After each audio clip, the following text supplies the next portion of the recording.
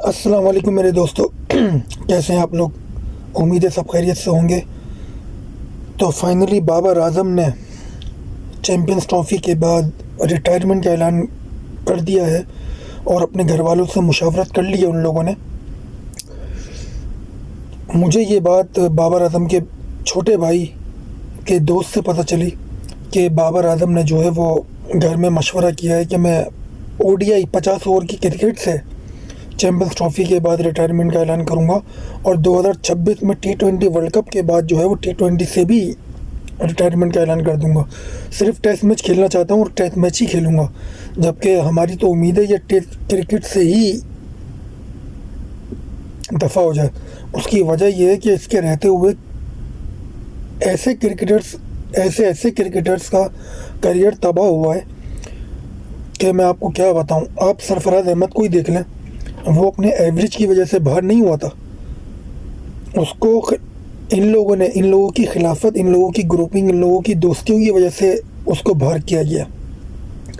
जो कप्तान 2017 की चैम्पियंस ट्रॉफ़ी उठाया हुआ हो, जिसने T20 रैंकिंग नंबर 1 आपको दिलाई हुई हो, उससे आप पूरे T20 का वर्ल्ड कप पानी पिलवा रहे थे। अल्लाह के यहाँ देर अंधेर नहीं है, उसकी लाठी जब चलती है तो बेआवाज़ी होती है। आप उस वक्त के बाद से अब तक तीन साल से ऊपर हो गए, अब जलील ही हो रहे हैं। ना आपसे क्रिकेट में कोई रन हो रहे हैं, ना आपसे कुछ भी नहीं हो रहा आपसे। इवन कि आपसे अब तो आपने खुद भी बोल दिया कि भाई मुझे किंग शिंग ना बोलो, ठीक है। तो जैसा आपने बोया वैसे ही आप काट रहे हैं। आपकी वजह से शर्जील खान, मोहम्मद हारिस, उसके बाद फिर हसीबुल्ला, शादाब खान, सरफराज अहमद, रुहेल नज़ीर और एक और नाम था फरहान साहिबुल्ला फरहान उसका नाम है। उसके बाद फिर कामरान गुलाम को आपकी वजह से बहुत टाइम बाहर रखा गया टीम से, अब जाके वो आया है बेचारा। कितने तो प्लेयर्स आपने ऐसे ही ज़ाया कर दिए, सिर्फ आपकी दोस्ती यारी की वजह से, आपकी ग्रुपिंग की वजह से। तो हम तो यही चाहते हैं कि भाई आप क्रिकेट से ही दफ़ा हो जाएं तो वो ज़्यादा बेहतर है आपके लिए। हम पाकिस्तानी अवाम आपको देखना नहीं चाहती क्रिकेट के अंदर, क्योंकि जब से आपके मनूस कदम इस क्रिकेट में पड़े हैं ना, पाकिस्तान की हिस्ट्री की सबसे कमज़ोर तरीन टीम ये वाली है। और पाकिस्तानी टीम के अंदर, हिस्ट्री के अंदर इतने डरपोक प्लेयर्स कभी नहीं देखे गए जो इस टीम के अंदर हैं, ये मोहम्मद रिजवान वाली टीम के अंदर। तो बराए मेहरबानी आप टेस्ट मैच से भी रिटायरमेंट दीजिए, और मेरे तो मोहम्मद रिजवान से भी यही वो है कि भाई आप भी रिटायरमेंट दो। और अब तो खैर आकिब जावेद आ चुके हैं, क्योंकि आकिब जावेद को जो है वो मुझे पता कहाँ की टीम खिलानी है, मुल्तान की, मियाँ वाली की, रावलपिंडी की और शेखोपुरा की। इन 4 सिटीज़ के लड़के आपको खेलते हुए दिखेंगे और कोई 5वां 6ठा लड़का आपको खेलता हुआ नहीं दिखेगा, क्योंकि ये बंदा आया ही क्रिकेट को बर्बाद करने के लिए है। मैं आपको सही बता रहा हूँ। तो आप ये मेरी बात लिख के रख लो कि आकिब जावेद जब तक नहीं जाएगा, बाबर आजम के चले जाने से सिर्फ ये होगा कि आपकी क्रिकेट में थोड़ी सी बेहतरी आ सकती है, लेकिन आपकी क्रिकेट ऊपर नहीं जा सकती, मॉडर्न क्रिकेट को अडॉप्ट नहीं कर पाएगी। उसकी वजह यह है कि आकिब जावेद जैसे और अज़हर महमूद जैसे लोग मौजूद हैं मैनेजमेंट के अंदर। तो हम ये चाहते हैं कि भाई आकिब जावेद भी दफ़ा हो जाएं और अज़हर महमूद भी दफ़ा हो जाएं। इन लोगों को जितनी गालियाँ दो ना उतनी कम है। खैर चैम्पियंस ट्रॉफ़ी के बाद पता चलेगा कि बाबर आजम की इस बात के ऊपर कितनी सदाकत है। और जैसे वैसे पता तो बड़े मजबूत ज़राए से, सोर्स से चला है कि ये वाकई रिटायर हो जाएगा। उसकी वजह ये जाहिर सी बात है, इतनी ज़िल्लत जब इंसान को मिले तो गैरतमंद इंसान तो ख़ुदकुशी कर लेता है। ये तो फिर ज़िंदा है, फिर रिटायरमेंट ही दे रहे हैं बस। तो चैम्पियंस ट्रॉफ़ी के बाद इस मैटर को देखेंगे ज़रा डीपली, और एक अनटोल्ड स्टोरी भी मैं रिकॉर्ड करूँगा बाबर आजम के ऊपर, किस तरह से इन्होंने 2016 के बाद जो है वो लोगों को डसना शुरू किया आस्तीन का सांप बन के। तो अभी मैच चल रहा है अफ़गानिस्तान और साउथ अफ्रीका का।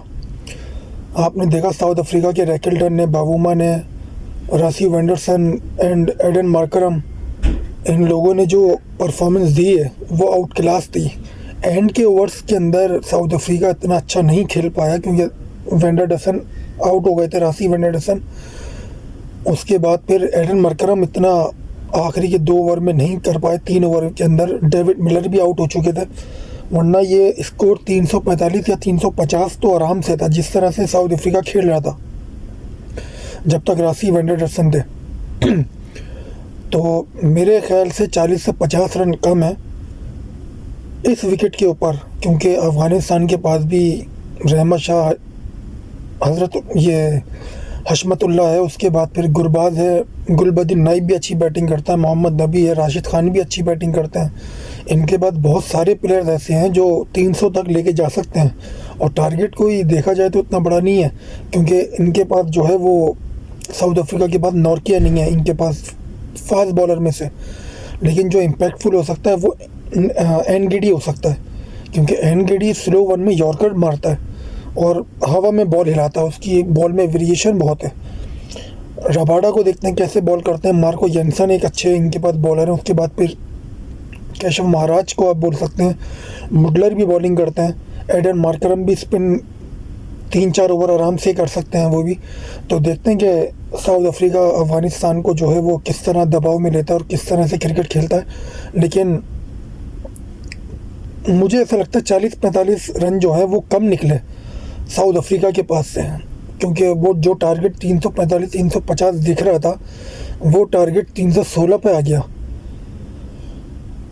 तो आखिरी के ओवर्स के अंदर अफ़गानिस्तान ने बड़ी ज़बरदस्त बॉलिंग की और यॉर्कर्स भी देखने को मिली, स्लो बाउंसर्स भी देखने को मिली, फील्डिंग भी अच्छी करी अफ़गानिस्तान ने। जो आखिर डेविड मिलर का जो कैच लिया वो भी बड़ा ज़बरदस्त था। तो अब देखना ये है कि अफ़गानिस्तान बैटिंग में कितना अच्छा परफॉर्म करता है। मुझे उम्मीद है कि हशमतुल्लाह, गुरबाज और रहमत शाह, गुलबदीन नाइब, मोहम्मद नबी, इस टाइम पे सबसे ज़्यादा ज़रूरत उन लोगों को है। और क्राउड भी अफ़गानिस्तान का बहुत अच्छा खासा आया हुआ है कराची क्रिकेट ग्राउंड में। तो उम्मीद है कि अफ़गानिस्तान अच्छा परफॉर्म करेगा और चैम्पियंस ट्रॉफी में अपनी अहमियत को बरकरार रखेगा। Thank you so much. कल फिर मिलते हैं आपसे। अल्लाह हाफिज़।